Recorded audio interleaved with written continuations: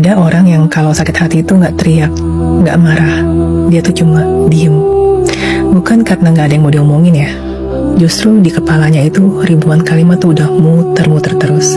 Semuanya jelas, semuanya rapi, tapi pas mau dikeluarin, nyangkut di mulut. Akhirnya ya udah dipendam aja, dan pelan-pelan pun jadi kebiasaan. Jadi kayak tombol otomatis. Ketika disakitin, ya tarik diri. Ketika dikecewain, ya diam. Sampai lama-lama orang lain pun salah paham. Dikiranya dia dingin, dikiranya dia nggak peduli. Padahal sebenarnya hati dia itu penuh dengan badai. Tapi badai itu nggak pernah dikasih izin untuk keluar. Dalam psikologi ini namanya emotional withdrawal. Cara tubuh buat bertahan, dan cara jiwa buat bilang, diam itu lebih aman loh daripada disalahpahami. Makanya kalau ada drama, tarik ulur, permainan ego, orang kayak gini gak bakal ikut-ikutan. Bukan karena dia gak ngerasa, tapi karena udah terlalu capek.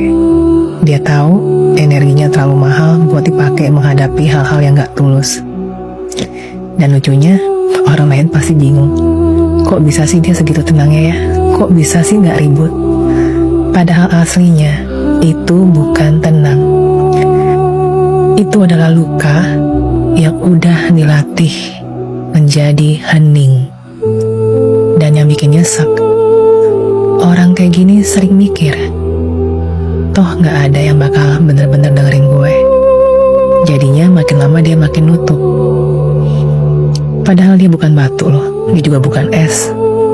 Dia cuma manusia yang pernah terlalu sering ngerasa salah, ngerasa gak dimengerti, sampai akhirnya dia percaya bahwa diam lebih aman. Dan yang dia butuhin bukan dipaksa ngomong, bukan juga dicecar biar jujur. Dia cuma butuh satu, rasa aman. Seseorang yang bikin dia berasa, gue boleh buka suara di sini dan gak akan disalahin.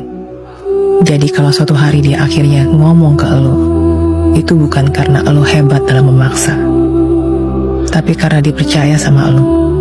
Dan kalau elo sudah sampai di titik itu, jangan pernah main-main. Karena sekalinya dia nutup lagi, elo bisa hilang dari hidupnya selamanya.